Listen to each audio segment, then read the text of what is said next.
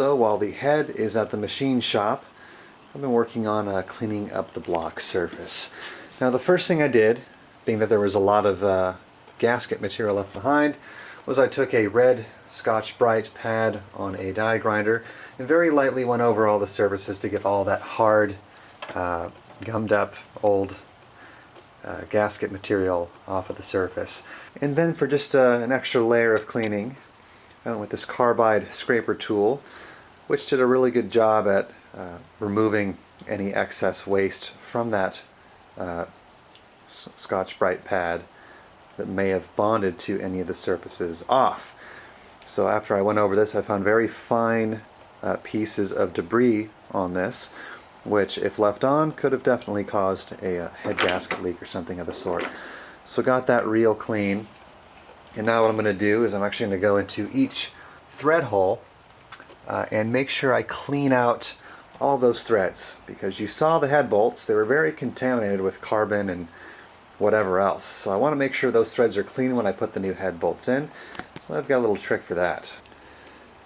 And what I'm going to be using is a rifle bore cleaning end from the old Mosin Nagant that I had. Happens to be just the perfect size, just the same size as the old head bolts. I'm just going to go down in each thread hole and just kind of give her a quick little scrub here and there and get all that excess carbon out, and then I'm going to blow the rest of it out with compressed air, and that should do the trick for cleaning the threads.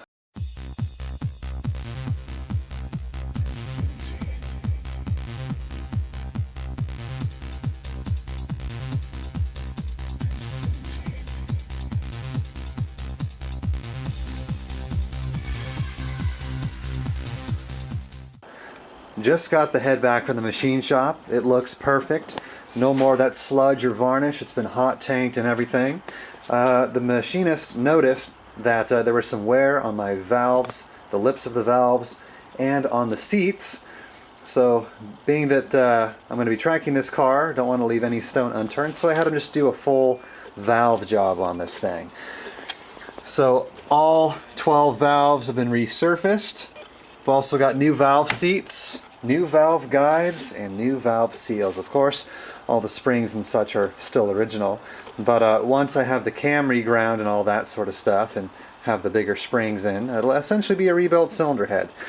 Basically, I'm going to put the cam back in with the all the, I guess they're called I don't know, cam channels, and I'm going to put the rockers back in while the engine is in the car, because if I don't, some of the valves are going to be open if I put it all back together now, and I don't want to risk, kissing a valve on the deck surface when lining everything back up. So it's good that just leave them all closed. So I'm just going to put the cam on, and then all the rockers and lash pads will go on after. So that's what we're going to do. We're going to put the cam back in.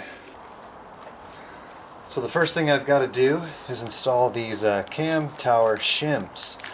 Reason being is now that the head has been milled, without adding these shims, timing would be off. So if you follow the timing marks, it would not necessarily be accurate anymore. It's not a huge deal, but if you want to be precise and you're racing your engine like I am, this will keep everything properly in time so all the marks actually line up and they're true to what the description says.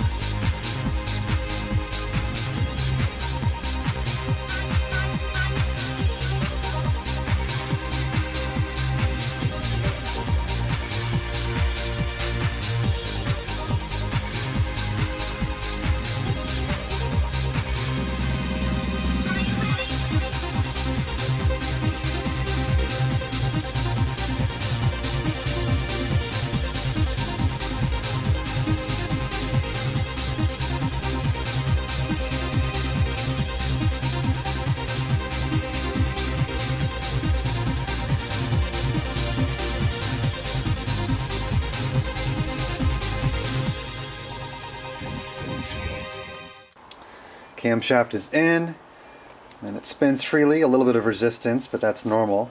If you have to really put your wrist into it to get this cam to spin, stop and look everything over again because something is binding. Now, another thing I want to point out is the thrust plate.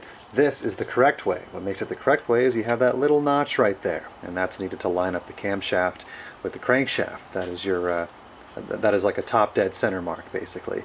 And so you want to make sure this is visible. So it goes on this way, not this way. And I'm going with an OEM Nissan head gasket, original for this block. The original one lasted 41 years and 157,000 miles, so I don't really feel the need to go aftermarket. I don't know if you can tell in the plastic, but it looks like the coolant passages were clogging up in the old one.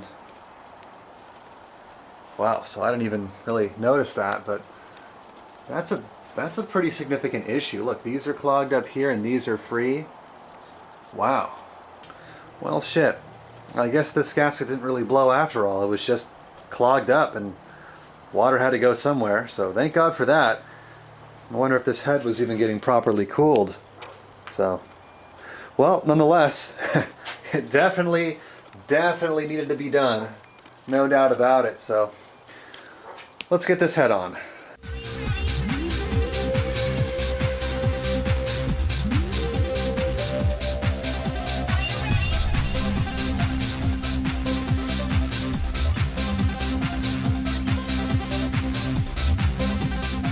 Now what we got to do is fasten it down. So I bought a set of ARP head bolts because of course you want to go with ARP head bolts. So I'm going to get those in there.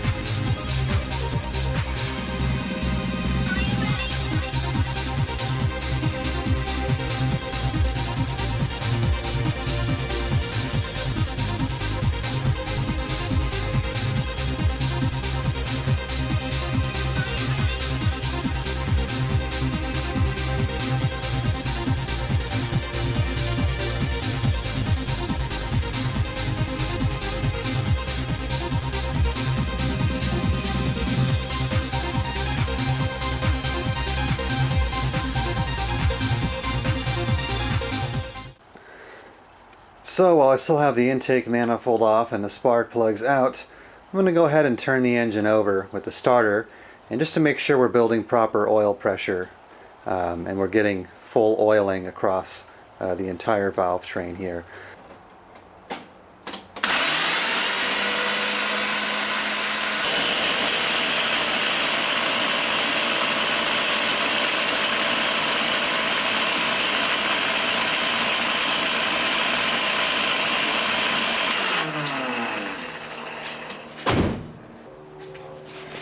Well, we got oil, that's for damn sure.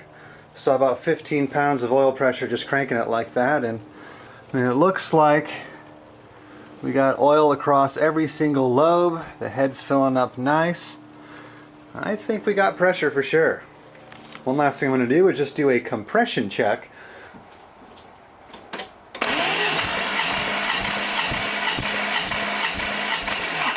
She is indeed compressing, so we'll check the other 5 now.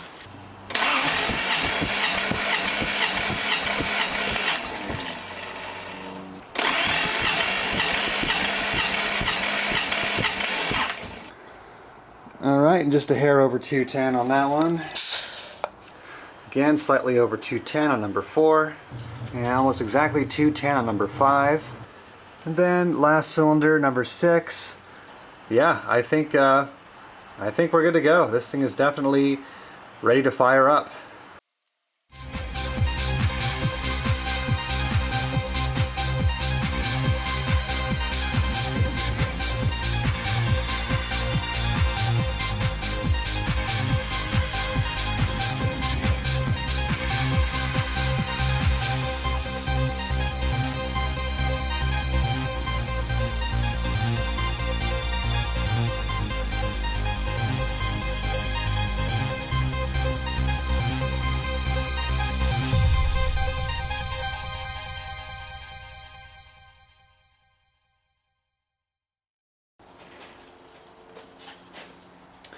Here is the specialty valve lash locker wrench.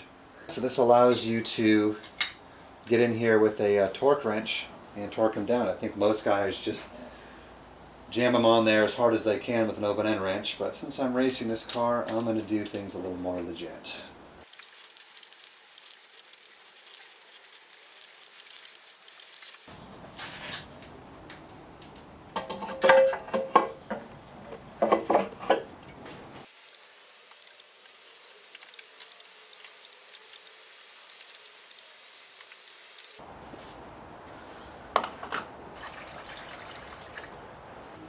Now before I fire her back up and see how she runs, I have just one thing left to do.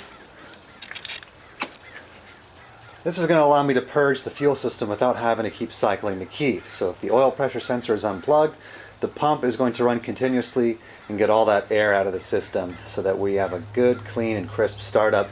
And then of course that we can check for leaks since I took the whole fuel system apart as well.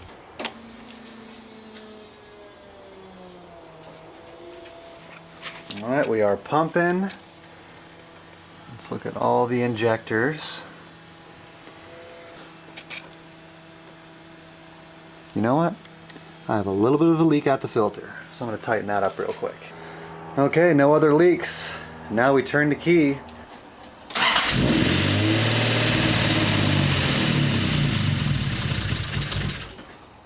Alright, looks like we still got some air in the system. So I'm going to prime her a little bit, but she fired up pretty strong.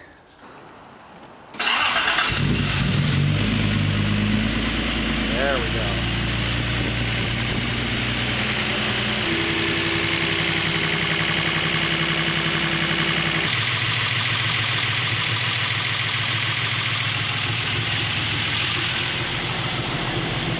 Alright, well she's running real smooth. It's starting to warm up. Idle's dropping down. Still have to adjust the idle and timing. And as you can see, we're starting to get some heat into the engine, so we'll let it run for a little more and then we'll begin adjusting things.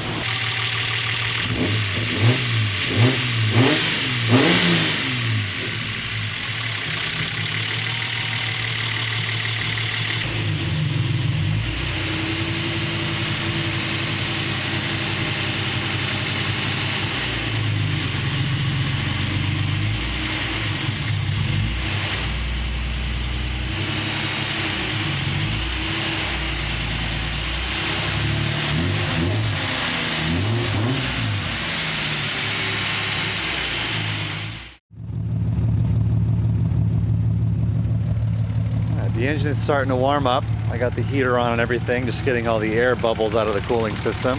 The valves are a bit loud since I adjusted them cold, not hot. But it's running really smooth, so I'm just gonna let it run up or idle up to full temperature. I'll shut it down, we'll check for leaks, and then if everything looks good, we're gonna take it for a spin. Okay, first heat cycle is complete. I waited about 20 minutes for it to get up to temperature, turned it off. It's been sitting for 15 minutes now. And now, first thing we'll do is check the oil. And that looks clear and clean as could be. Now I'm not going to check the radiator because it's still kind of hot and it's going to explode on me, but we've still got some water in the overflow. I had filled it up all the way to the top and looks like it's sucked it in gradually. Going to check everywhere for leaks, all of the hoses, any connection that is used to facilitate the travel of coolant. Check our injectors as well. All of our vacuum hoses, make sure these are all tight and everything. That O2 sensor is on purpose. The engine runs better with it unplugged. I checked the surface between the head and the block, which looks like everything is clean there. You can even still see the shiny metal on the deck. So I think all we got to do now is fire it back up and drive it around.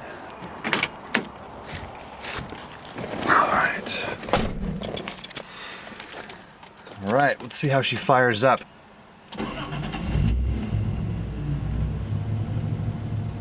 Fires up strong. We've got oil pressure, we've got voltage, we've got a little bit of gas. Well, let's go for a spin.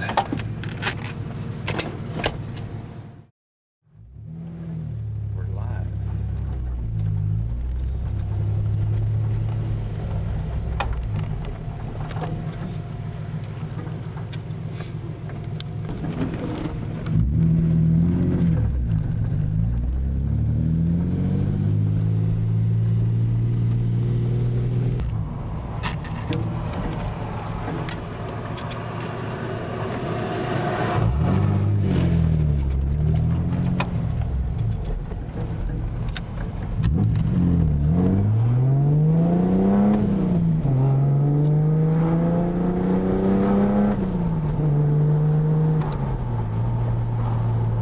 So far so good. Temperature is rising very steadily. It's got good throttle response. Been looking in my rear view mirror as I'm accelerating, and no smoke out the exhaust or anything like that.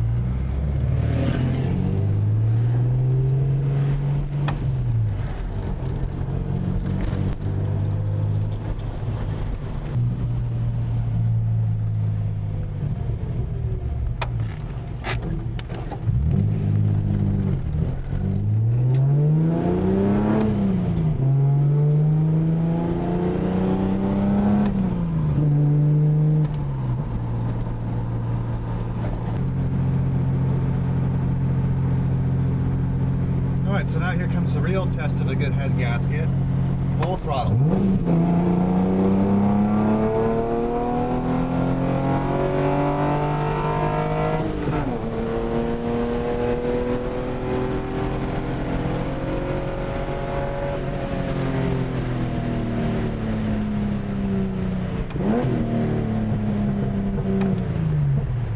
Temperature is exactly the same.